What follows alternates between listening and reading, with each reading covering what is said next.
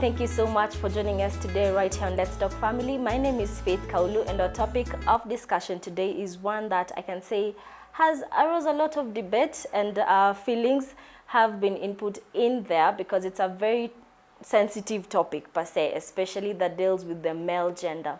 And to help us have this discussion on set today, I'm joined by Miss Julia Mbithi, who is a life coach, and on the very far end is Collins Orono, a communication practitioner, who also calls himself an African man.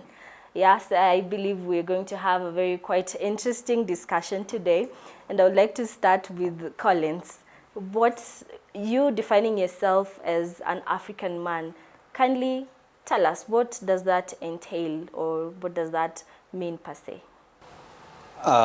I define myself as an African man because I am a man who believes in African values, standing as per the African values, being able to live my life in an African way. Because in our society today, people have borrowed a lot from the Westerners, and you find that our society is defining that as the absolute way that we are supposed to live. Yet we forget what we are supposed to do or how we are supposed to live as Africans. There are so many things that our forefathers used to do that we've forgotten at the expense of the westernized way of living. And some of these things include the very African traditional cultures. Yes. Now, in these cultures, as an African man, do you just I'd say accept and adopt all of them, or we have negative traits that you have said these ones are too behind, too wayward, so I won't stick with them? Yes, on whether we should maybe practice all or not, I think there are those things or practices, those cultural practices that we can leave behind, and there are those that we should actually even enhance and make them better, so that we can we can strengthen our cultural values and all that. But now the problem is that most people have defined certain maybe cultural practices to be maybe they have decided that these ones are bad, these ones are good, not because we want to change or not because maybe we want to make them better, but because they want to borrow other cultural practices at the expense of what we already have. Instead of saying this is we should change this and this and make it this way, but they are scrapping it off and borrowing another one from outside to put it there at the expense of what we already have. Coming to you, Julia, in terms of masculinity, because for many men, masculinity is defined with some of the cultures that you have adopted from your forefathers that you stick with, and there are things that you can't do because you beat your chest and say, I'm a man. I mean, for example, I can't enter in the kitchen and prepare a meal while I have women in the house. Is this all that surrounds masculinity, or there's more to this other than the practices that are there? The topic of masculinity is one, as you said, it's a very sensitive one, because one, we are trying to come from a certain system to another, and we are lost in between somewhere. Yeah? And I think the first thing we do is first of all, who is a man and what is masculinity? Masculinity is the energy that drives the male, the biological male person, not the woman. And for you to define yourself as a real man with the traditional cultural values, and you're living in the modern ways, if you're not aware of where you are, of where things are, what are the values, what are the principles, we get lost in all that, yeah? Because it's very hard for you to be, we were raised, especially us, we were raised in the traditional kind of way, because like me, I grew up in the upcountry, and then you come to town, you meet the modern, even in the upcountry, there is the modern influence, though it's not as much as in town. And it becomes very hard for a man to be faithful to what you were brought up with, and to be intimate, let me say that, with the what is of now. Yeah. So what I think is you need to understand where you are coming from, what is healthy, what is not healthy. Because again, if we say we have borrowed the Western and now we want to scrub it away, we have so much that we have taken from the other sides. Yeah, we have the economy, we have the biology, we have our hospitals. They are all been influenced by the Western. Yeah, so we cannot only pick one side and we say this is bad, this is what is causing us problem. That way, we are trying to project the solution of the problem to other people instead of us ourselves. And when we are talking of life coaching, we are talking about how do I take responsibility of my life? Because the world will always happen, the culture will always happen, but what do I do? So I stopped being, it's about where I was brought up, it's about this, and then how do I become a wholesome person as me? Yeah, how do I take this masculinity? Because when I'm talking as a woman, I'm not talking because I understand what about a man. I'm talking as a receiver of the masculinity. Yeah, because when I'm saying I have a man in my life and this is what, when we are talking about marriages failing and all that, it's this disconnection between how women see themselves and what they want to receive from men, and how men see themselves and what they want to give to the women. If we do not understand, because we keep saying there's nothing new in the world, but we have to keep seeing things in a different light. Sure. Yeah, with different eyes. Yeah. I really like what you say, that we should stop picking and saying this is good, this is bad. Like the development we have definitely is from the Western culture. As much as we also have developed people, we are not refuting that, Collins.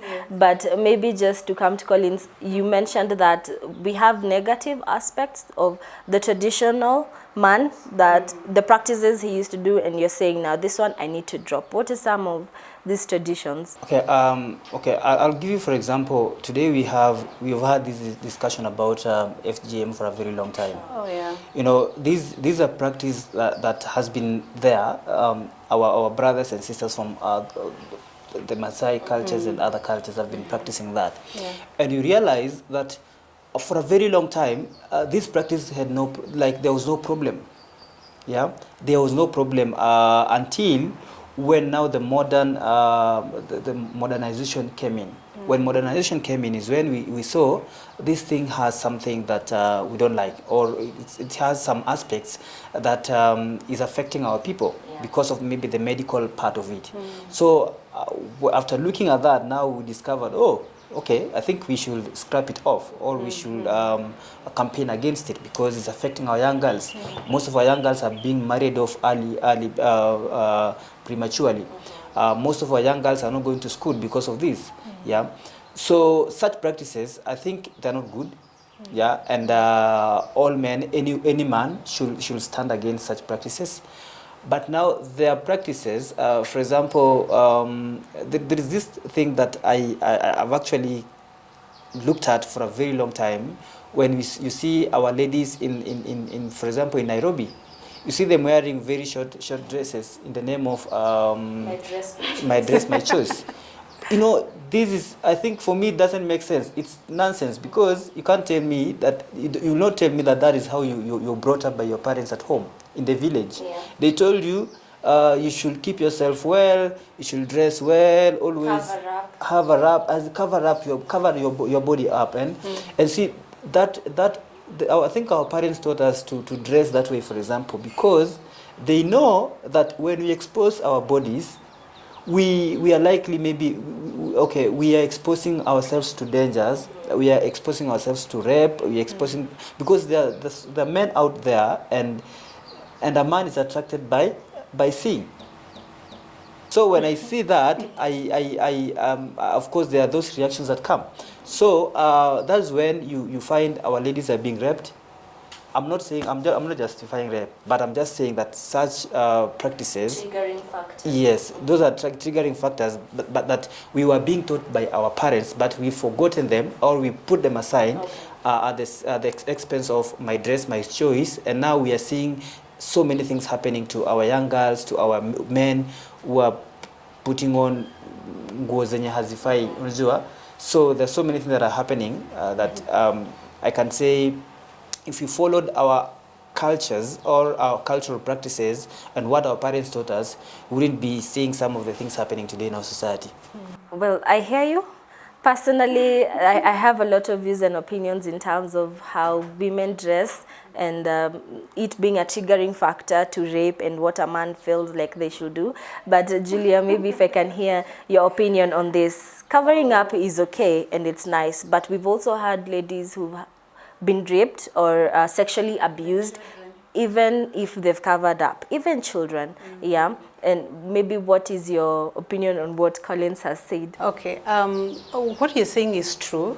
You see, there is a way you can expose yourself to danger, but also it's because you also need to understand where are we coming from to get to this point where I see a lady and I have a very, I validate my reason to rape her or to do something like that. Because if we get a Maasai or a Turkana from the other side and we bring them to town, it's all about matter of context, yeah? Because they also don't, they just dress in shukas, maybe their chest is out and all that kind of a thing, yeah? But when we are here, we need to understand where we are. And that's why I'm saying, yeah? What you're saying is true.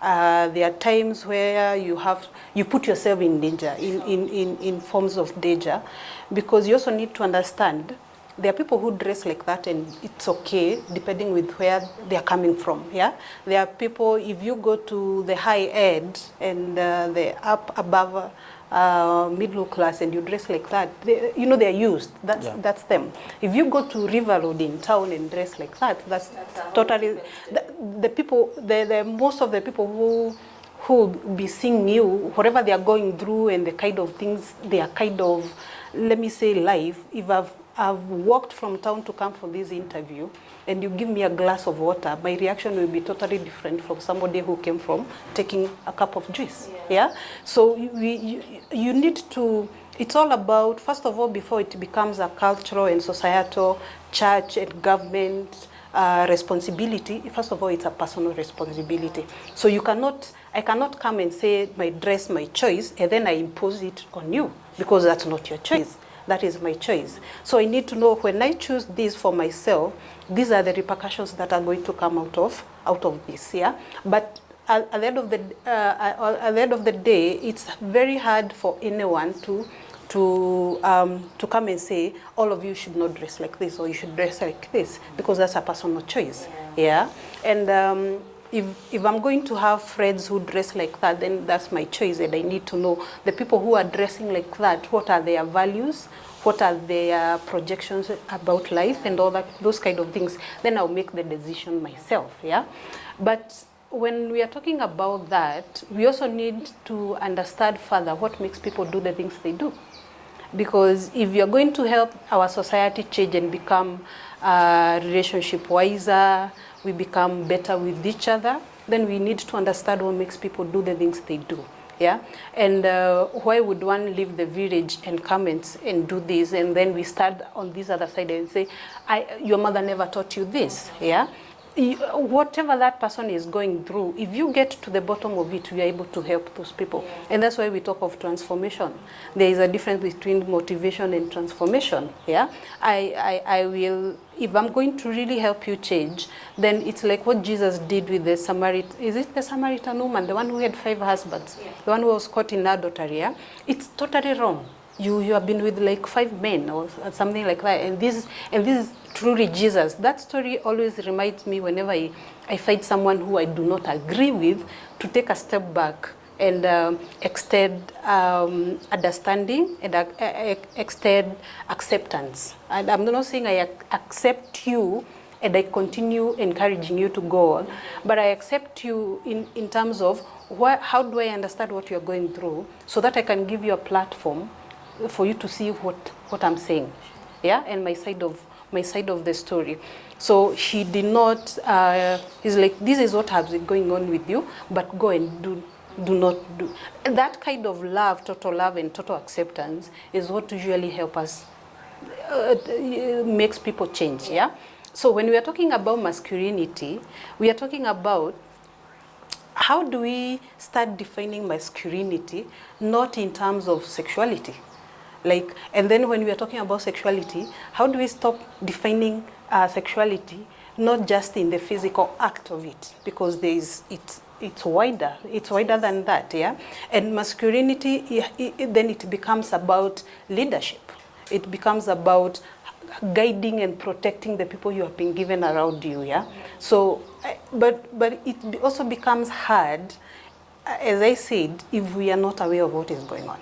Yeah, if we are not aware of where we are coming from and what the society, how we have grown and gotten to this kind of level. Even the kind of environments that we are in right now. Now, even as we are talking about masculinity, let's bring it down now to the family level. Recently on Twitter, there has been an hashtag trending because a minister said that men should not marry women who cannot cook, because that is the major role of a woman in the house. Collins, you as an African man who says that, I mean, I am masculine and I have certain things that I cannot do or go beyond. Do you think it's about that time that we now had different views, especially when it comes to marriage and the roles that are there? Wow.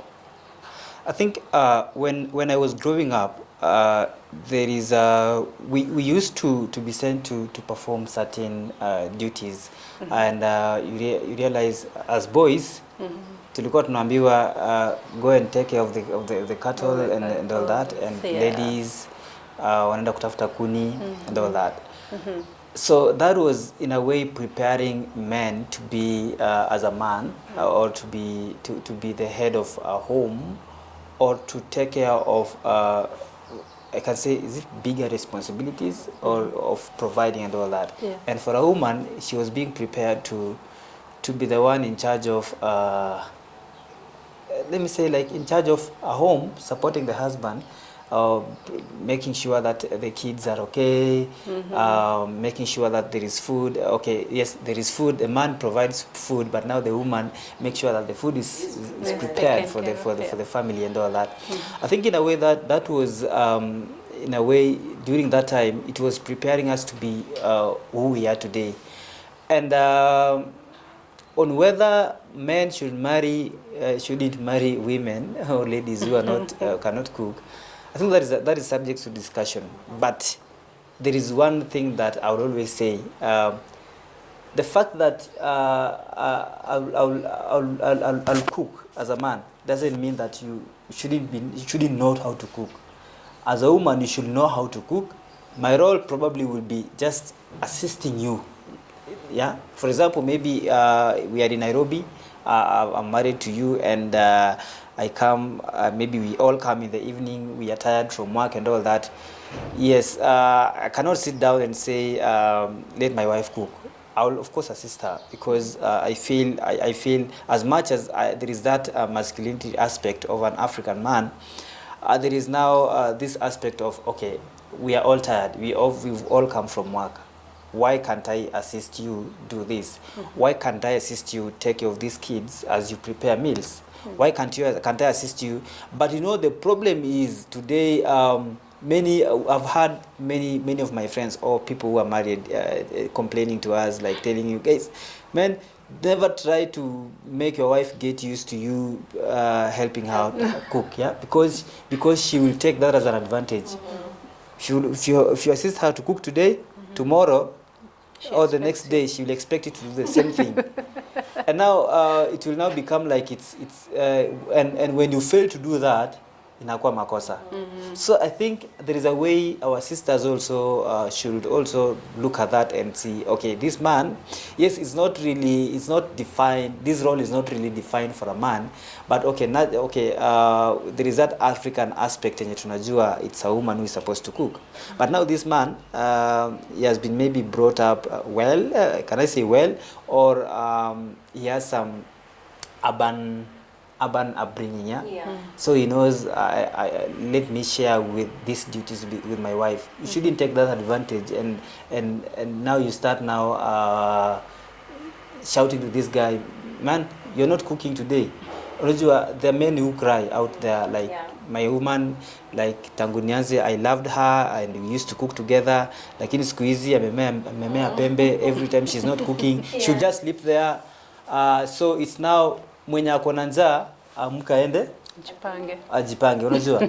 So that hapo hapana, but in terms of assisting my wife to cook or to do any other chores that are related to maybe or preparing maybe meals for ourselves, taking care of kids and all that, for me as an African man, I dropped the other one, the one that was being practiced by the typical Africans. A father, tumetoka kazi, tunakaa wote, ninakaa kwa kiti na watch TV. Wewe mtoto analia, unaweka hapa, unakata vitunguu hapa hivi, unajua? There is that I don't like that, because in a way our mothers used to suffer so much. Yeah. Because yes, you're cooking and your kids are crying. Another one siji amefanya nini huko, mwingine huko mwenye umembeba hapa hivi unapika, yeye pia anapika na wewe. And so I think we have to just be human and be in a position to help our maybe our women do some of these chores, especially when maybe we've all come from work and we all need to eat. Even as we talk about this topic that we have said is very sensitive, and there's a lot that we do not understand yet, because we can't have everything defined since it's not written on book and paper.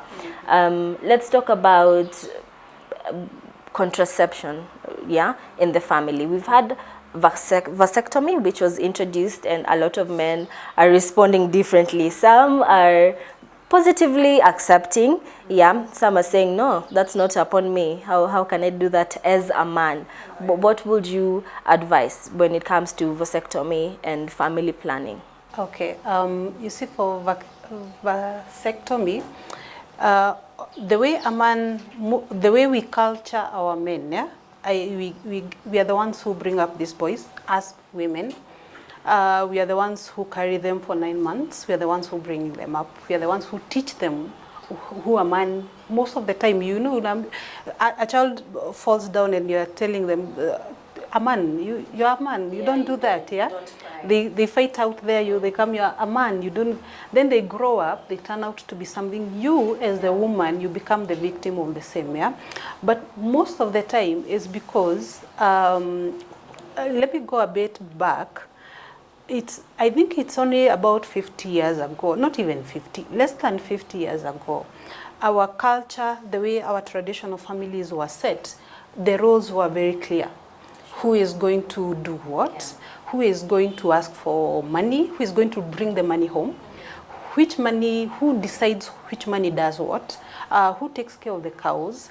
Who asks for sex? All these things, the roles were very defined, And the man, you would find they used to have 2-3 wives, and the man, Siba, or the house, his house was somewhere. You, the woman, and your kids, it's somewhere. And you go when you need whatever you need, When he needs you, actually. If he doesn't, if he needs you and it's not your day, he used to come to your house, But you used to have, like, is it a timetable or something like that, Now we come to things have evolved. We are the children of those marriages. Like what he said, our mother suffered. So what do you think is the nurturing of the boy who saw the mother suffering? So you decide you're not going to be like your father. So the girl who saw the mother suffering is like, I'm not going to be the wife my mother was, So I'm going to arm myself. And these are the same men, we are the same men who educate our girls so hard. Why? So that they don't suffer in the hands of men. And he is the man himself, So we want to nurture our girls the best way, because the world and the men are the enemies they need to be careful about. If we change the narrative and the attitude towards that, we might solve a lot of issues, Because when we are growing up, by the age of 4 years, we don't touch our boys as much as we touch our girls. We don't hug, we don't comfort, we don't encourage, we don't teach them beyond going to fight and playing ball. Who else are you? So so now comes to the introduction of contraceptions. They gave women power over their sexuality. Now the woman is able to say, I don't want kids. Sex before used to be for reproduction. They never married for love. I never looked at you and said, we love each other, let's get married. They married for economic reasons. They married for security, for growth of the community. And now marriages is not the same. The marriage is a place where you go to find love. And we had roles way before that were very defined. And now you come because we love each other. You're going to fulfill all the roles that were played by the traditional marriage, one person. So we used to be several women. Now I'm alone, it's me and you, and you're going to be my everything, which is not actually possible. You're going to be my best friend. You're going to be the person who takes me to cloud 9. You're going to be the best father in the world. You're going to be the best person who wins out there. And it's too much for one person, I must say. And it's also very much too much for a man, because marriage being an emotional arrangement or a business or situation, the man, we never nurtured the emotions of the man until we started having single mothers. So the conversation at the table of a single mother is different than the one where a man is there. And we are seeing a rise of a different kind of a man than we used to have. One who is fighting who the father was, the other one who still want to hold on to who the father was, and another who doesn't even know where they are. Yeah? So with the contraception that gave power to women over their sexuality, we come on and we have become developed. We are doing better things, and now we start telling a man that thing that used to define who you are, we can take it away. Yeah. Yeah, and that's why you see nobody will touch me. You know, the men will tell you it will take even way so long, because the one way that you know that I'm a man is through my sexuality. Yeah, and sexuality now has become a personal thing and a personal title. You are who you are, and we have brought the same into marriage. And now we bring love into marriage, we bring sexual satisfaction into marriage, we bring happiness into marriage, yeah?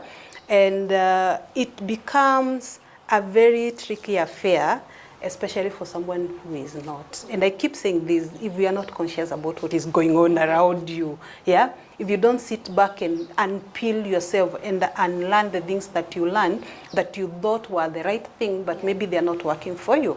Yeah, so because after you have gotten married and you have had the kids, so there's no more reason to continue. Yeah, sure. Yeah. So because I define myself, that's why they take it so hard. If you go to your wife and she rejects you, it hurts you. Yeah, and you go looking for somebody else because you want to validate your masculinity. You want to validate the man who you are.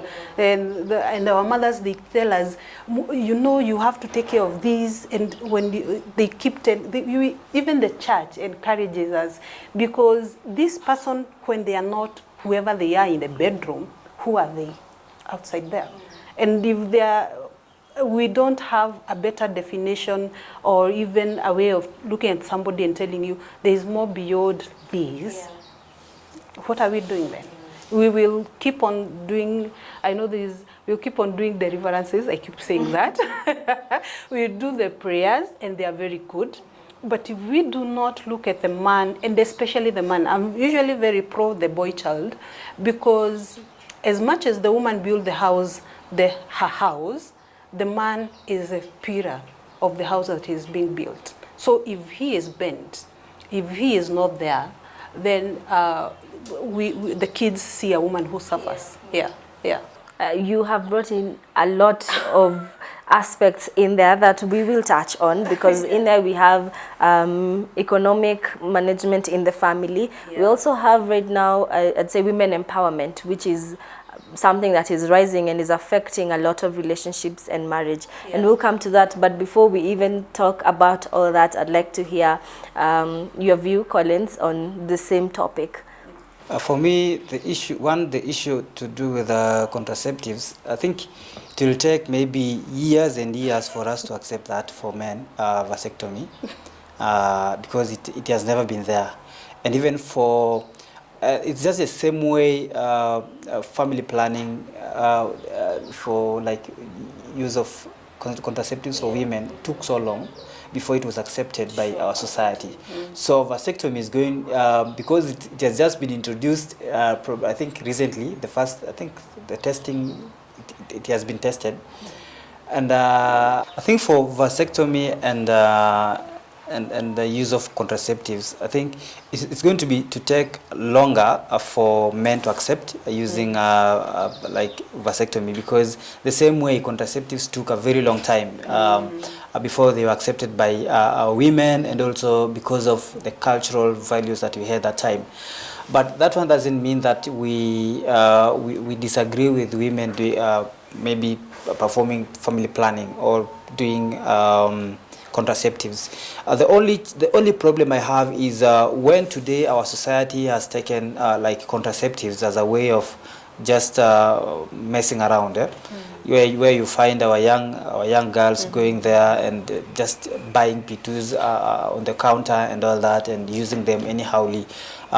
Some even use them daily, like ni kama njugu, unajua. So it's really messing up the whole purpose of contraceptives. So, and I always say that why can't our governments regulate such things? Because if we have cultural values, and I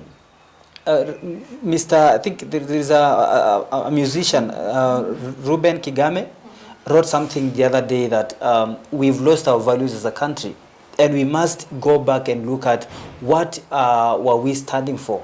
And you see, some of the successes we have today in our society is because of how we were brought up before. And now imagine with the kind of use of contraceptives and the suicides that are being done by young girls and young men out here. Imagine our society in the next 10 or 20 years. How will it be? The kind of young men that we are bringing up now, like the people who don't have even conscience of what they're doing, people who don't know, what am I supposed to do as a man? What am I supposed to do as a woman? What they have borrowed is probably what is not ours. So that is the challenge. That is that is my worry. What kind of men are we going to have in the next 10, 20 years? What kind of women are we going to have in the next 10, 20 years? If today we've normalized like buying P2s over the counter, it's just like normal. If we've normalized things like abortion, they're just like normal. Yes, it's there in the law, but there are people who are still doing it out there. They just go and buy those drugs and they perform it. So we need to have a discussion on these issues. Yes, we've embraced this new thing that has come, and it's really helping us. But now the challenges that are coming with it are also now becoming a big problem to our society than the benefits that we've received. But now on being African and being a man, I was brought up by a single mother, a woman. Yes, when my dad died, I think a long time ago. But one thing that I discovered is my mom brought us up in a way that we knew, yes, we don't have a father, but we knew there are fathers. Yeah, we knew we don't have a fathers, but there is someone out there who can correct me and tell me, please don't do this, don't do that. So I grew up knowing, as a man, there are things I'm supposed to do. As a man, the things that I'm supposed to do, I have to treat our girls as human beings as well. So I grew up knowing my roles as a man and what I'm supposed to do, what I'm not supposed to do. So I think we are missing that today with most of our single mothers, where they have just let their sons out there, and their sons, like, parents are focusing on money and all that, and that money ultimately is not helping, because we've had these people. Yes, you're working for money. Your son is not in school. Mtu analipiwa school fees maybe ya miaka mbili, but the guy has never studied in school. And when you go back, you realize that there was something missing when this guy or this mom or this young girl or young man was being brought up. And these are things that we really need to look at as even parents need to look at these issues, because they are very, very important issues to our young people. And I think what you're talking about about is an after effect of women empowerment, because now the woman knows that my place is not the house anymore. Yeah. I have to go out there and become a CEO or lead a team and do amazing things that I can do because I now have education and I know I can do greater things. Yeah. So even as we are talking about this, which has sadly led to a lot of marriages breaking because the woman is like, I have to go out, or maybe is earning a lot than the man, and this is affecting, should I say, his ego or his masculinity, because he pulls back and say, now I am embarrassed because how can my wife earn more than me? Yeah. Is this something that you think that should really affect the man of the family, or it can be resolved? Yeah, yes, it can be resolved, but yes, it's a problem we have. And you know, most of the time nowadays, even like my mom or dad, my dad stayed in his career until his retirement, same job. Yeah, my mom is in the same job, same office, same location for over 30 years. Yeah. If I leave, nowadays we are changing jobs 2-3 years for the fear of maybe I'm missing out something, maybe I'm not so happy. Yeah, so translate that now into the family. Yeah, we now the issue is we are used of getting everything when we need it. Yeah, so if I need to get a job right now, it will not be so hard. I know people say there is connection, but it will not take me so long like it used to take them. You know, you photocopy papers, you take, I don't know them, wherever. Nowadays, everything is on the phone, yeah? And just that one economic and technological changes, it affects, the ripple effect is across the social, the culture, the way we look at life, the way even we take you know, even in the church, yeah? We used to go and you go with your money, yeah? Nowadays, you have easy pay, you can pay your tithe from home. Yeah? So one thing usually have a ripple effect across everything else. And when we are talking about marriages, the modern marriage is totally different. Yeah, and nowadays you go, every time parents, you know, you quarrel with your wife, you go to your parents, they don't know what to tell you because they don't even understand what you're fighting about. Yeah? You're fighting, you're having issues because you feel you're not appreciated. Your mother, nobody appreciated her. You know, like, it was like, we know what we are doing here. We know we are educating our kids. We are taking them to this school. We are getting them to this university. We are saving for this. Their mind was very clear. It was developmental most of the time.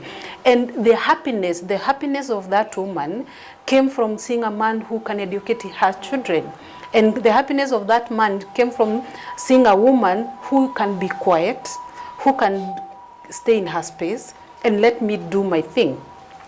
Now, the tricky part is no matter how educated and well we are and modernized, fulfillment in a relationship takes time.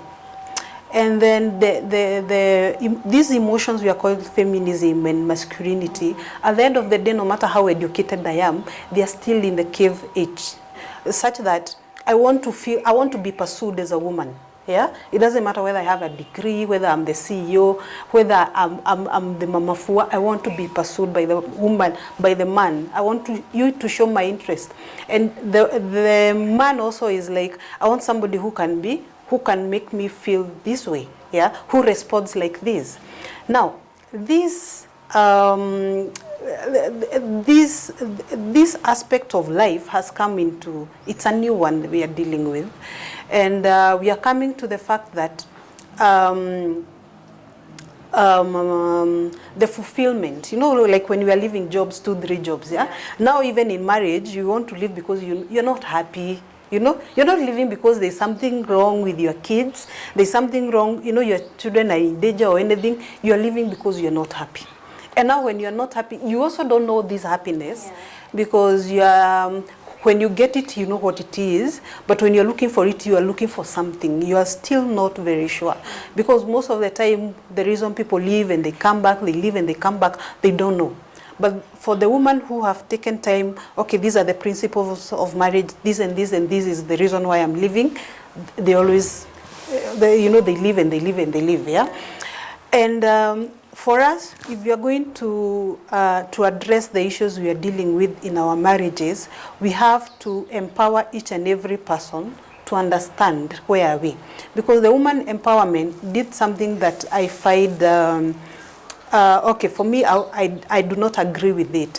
Because it's like men have been sitting on us, so we are fighting back. Yeah. So it is a negative kind of energy you're bringing into something that is you want to portray as positive. So because I want to see you as my enemy, you cannot be, we have to coexist. Because even if I see you as my enemy and then I need you, it's not something that someone will tell me. It's like the way you feel hunger. You don't control it. You don't say, I don't want hunger today. No, the need that you have for a relationship and for a man in your life is something that is so natural that comes. But your mind has been trained, can you be careful on this person? So how are you going to correlate the two? Yeah. How are you going to live with this person and give them your life? Open up your whole self to this person who you also have to be careful with. So it becomes a kizungumkuti in a way, yeah? Yes. Okay, I think I'll say I will actually support her on women empowerment. You know, there is a disconnect. How do you choose to empower one person and not educate the other person or the other gender on what exactly how we should handle these people? Because yes, they have empowered women for for quite some time now, but now they haven't prepared us men. Like you guys, men, you should expect to be pursued by a woman, and it's normal. You see such things. So for us, we know it's my role to pursue a woman. If today a woman comes to me and tells me, Collins, I love you and blah blah blah blah, it will be awkward for me because no one has ever told me it's normal. Yeah, no one has ever told me that when a woman comes to you, probably this is how you should approach, talk to them and all that. So there is a disconnect, and we need to have a discussion on that issue as well, where women have become so much empowered, and now it's now becoming like a retaliation for them. Like, maze, hawa wanaume wametufinya for long sana. Let's now fight back. Yeah. So that is what is happening now. Yeah. When ladies can do anything to you as a man, and you're like, okay, that's why today you see a young man. I'm not just justifying maybe suicide and all that, but I'm just saying you see a young man killing a lady simply because she said no. Yeah, this is a sign of rejection, and a man has not been trained how to accept rejection. Sure. We haven't been told like it's normal for you to be rejected by a woman. What we know is, like, just like the way our dads, our fathers used to do, when he needs a woman, we go for her. That's the way you said. Like, okay, today I want to be with my wife. I just go to where my wife is, or I call her, I tell her come, and she comes, and she will respect that. So today, if a man is told, okay, maybe I feel like I want to be with her, I tell her come, and she said I'm not okay today. No, I have meetings. I have meetings. We are not ready for that. We are not ready for such things like being told I have meetings. I'm not ready. I can't cook now because I'm tired. So I think it's also something that even women need to know how to handle. Yes, as much as you're empowered. Yes, you are empowered. We know, and we agree with you with everything that you're saying. But there are aspects that we must also be treated with. Maybe, okay, that African still remains, yeah. Handle us with care. Handle us knowing this man hasn't been empowered yet. Yes, we are empowered. We know we are powerful, yeah. We know we are the heads of the family, and we still know that. So when you come slowly, because when you come with that pressure, of course, something will happen with us men. Yeah. Now that is that is something that is very common. Yes, if a woman today, even if a woman today does something to a man, if she doesn't do it respectively, you'll find there will be a fallout. Yeah. But if she does it with respect, knowing, kwanza mwanaume anataka kwanza masajiwe ego yake, you know, we are naturally egocentric, yeah. So we need to be talked to in a way that you show some respect. As much as you want to raise your issues, you show us, yes, you still respect us, you still No, it's because we still have a way to go before we understand that anyway, women are also empowered, and they have a right to do whatever they want. They have a right to ask for maybe a man to take them out, a man to maybe to ask for sex and all that. So we agree with that, but it's a hard thing to. Can I can I say something? Briefly, yes.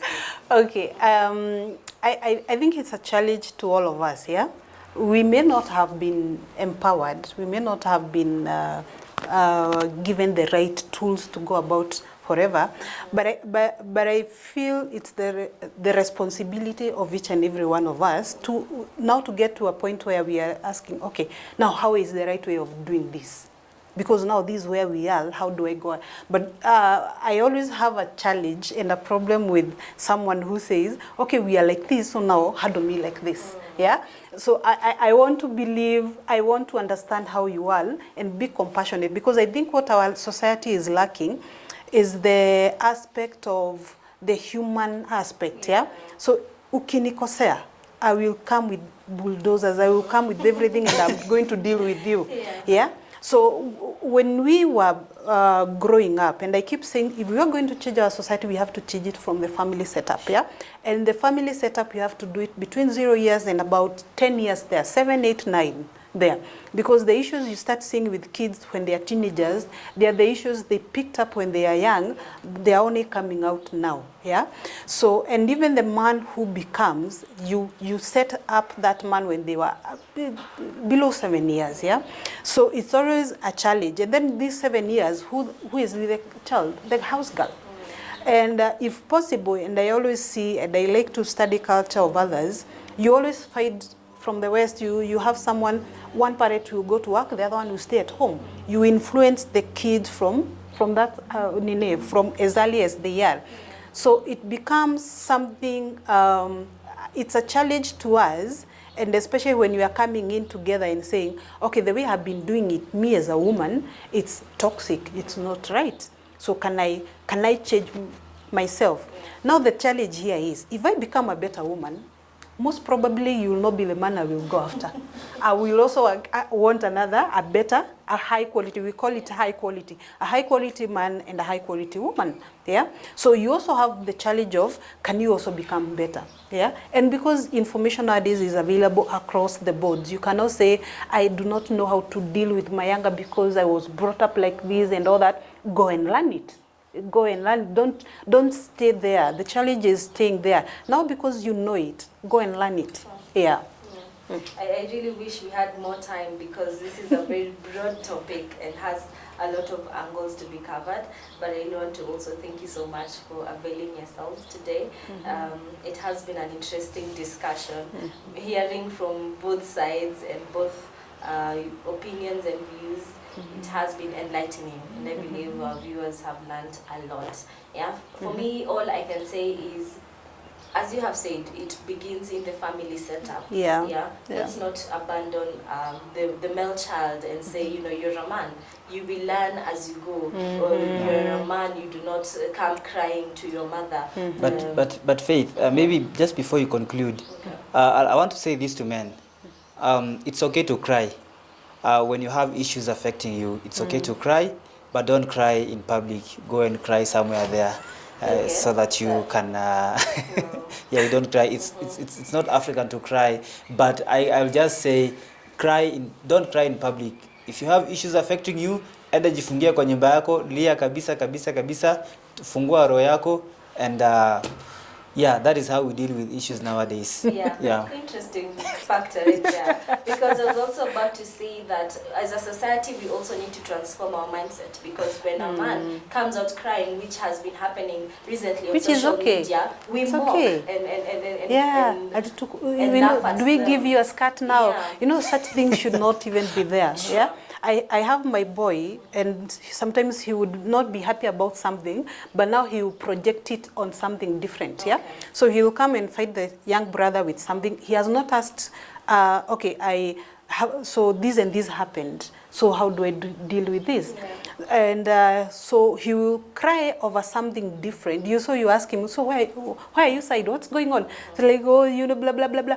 Then I'm like, okay, we said in this house, we do not run away from our issues. Yeah. So I know why you are crying is because you thought I never bought this and this and this for you. Yeah. So can we? Is it the truth or is it not? You know, the way we and then you will say yes, and then I'll tell next time what I want you to do, go straight to the issue. Yeah. But as parents, what do we do? Why are you crying? Is it I never bought for you anything? You know, like we just take all those emotions, and so it becomes so wrong to have emotions. Yeah. So we criminalize, and that's why people fight in marriages. When I have couples, most of the time they will fight about everything else, but they will never touch the thing. They will fight about school fees, about tissue, they will never touch the thing that is the problem, yeah? Because it has become as if it's wrong to have emotions. It's okay. It's okay to have emotions, and we conclude today's show with that, yeah? And above everything else that we've said, I think have emotions and be human, because at the end of it all, it's humanity that connects us together, whether you're masculine or feminine. It all comes down to humanity and how we respond when one comes out crying because they have problems. Yeah, so let's not have, as a society, let's not have imaginative, I'd say, standards we have that a man should not come out crying and all that, because I also believe this is what is leading to an increased number of men ending up in depression and even suicide, as we have recently been witnessing. So with that said, thank you so much for joining me today on Let's Talk Family. My name is Faith Kaulu. Till next time, keep watching CAC TV.